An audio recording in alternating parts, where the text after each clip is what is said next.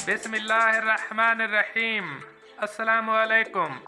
आज की ताज़ा खबरों के साथ मैं हूं अब्दुल गफ्फार।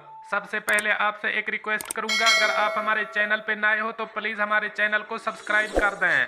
अब चलते हैं आज की ताज़ा तरीन खबरों की तरफ। दुबई में एक बिल्डिंग की 14वीं मंजिल पर आग लग गई। इसमें कोई जानी नुकसान नहीं हुआ। अब इस खबर की तफसील। बुध के रोज दुबई के इलाके देरा दुबई में एक इमारत में लगी आग पर काबू पा लिया गया है। खलीज टाइम्स की रिपोर्ट के मुताबिक देरा दुबई के सिविल डिफेंस के ऑपरेशन रूम को सुबह के वक्त आग से मुताल्लिक कॉल मौसूल हुई। बाल्कन टावर पर 14वीं फ्लोर पर आग भड़क उठी थी। सिविल डिफेंस की टीमों ने आसपास की बिल्डिंगों को भी खाली करा लिया ताकि आग से मजीद नुकसान ना हो। सिविल डिफेंस की टीमों ने महारत के साथ आग पर काबू पाया। जो ही सिविल डिफेंस को कॉल मौसूल हुई, इमदादी टीमें रवाना कर दी गई थीं और चंद मिनटों में सिविल डिफेंस और रेस्क्यू टीमें आग की जगह पर पहुंच गईं और जल्द ही आग पर काबू पा लिया गया। इस वाक़े में किसी हलाकत या जख्मी होने की इतला मौसूल नहीं हुई। जगह को ठंडा करने के बाद तफ्तीश शुरू कर दी जाएगी और मालूम किया जाएगा कि आग किस वजह से लगी है। अब चलते हैं हमारी अगली खबर की तरफ। एयरपोर्ट पर मुसाफिर भंग की बड़ी तादाद के साथ गिरफ्तार। अब इस खबर की तफसील। एक मुसाफिर जिसको दुबई एयरपोर्ट पर गिरफ्तार किया गया था और बड़ी मिकदार में इससे भंग बरामद की गई थी। उसका कहना है कि वो उसे केले के पैकेट समझकर खरीद चुका था।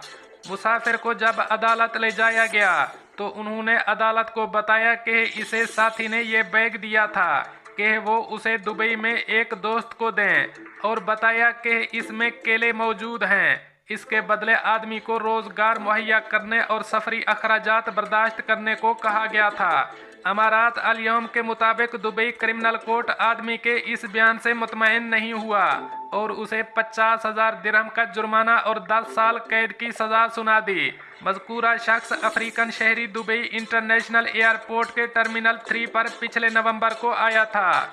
इसका सामान देखने के दौरान कस्टम ऑफिसर को मालूम हुआ था कि इसके सामान में मशकूक अशिया मौजूद हैं। कस्टम ऑफिसर की तलाशी के दौरान सामान में जड़ी बूटियां पाई गईं जो बाद में भंग साबित हुई।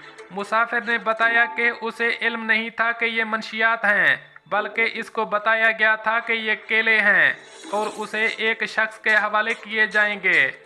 अब चलते हैं हमारी अगली खबर की तरफ। मुत्तहिदा अरब अमारात, दिमाग पढ़ने वाली मशीन ने कातिल को पकड़ने में मदद की। अब इस खबर की तफसील। एक एशियाई मजदूर को इसलिए गिरफ्तार किया गया था कि उन्होंने माली तनाज़े की वजह से एक शख्स को चाकू मारकर कत्ल किया था। अदालत के सरकारी रिकॉर्ड के मुताबिक दुबई पुलिस को हालिया दिनों में लड़ाई से मुताल्लिक शिकायत की गई थीं जो मजदूरों के दो ग्रुपों के दरमियान थी, जिसके नतीजे में एक शख्स शदीद जख्मी हुआ था।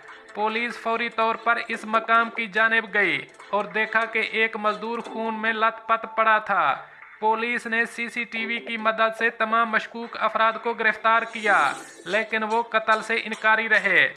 हुक्काम ने तहकीकात की और उनका ऐसी मशीन से टेस्ट लिया जो दिमाग को पढ़ सके। इस दौरान मुश्तबा शख्स ने पुलिस के सामने अपने जुर्म का एतराफ़ किया। पुलिस ने इसके लिए मेमोरी प्रिंट नामी टेक्नोलॉजी का इस्तेमाल किया। ये मशीन दिमाग में मखसूस लहरों की तेज़ी से इर्ताश को महसूस करती है। जब मुश्तबा अफराद को मकतूल की तस्वीर दिखाई गईं तो उनमें से एक के दिमाग में लहरों में इर्ताश पैदा हो गया।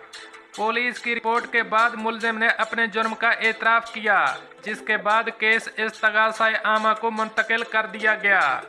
अब चलते हैं हमारी अगली खबर की तरफ।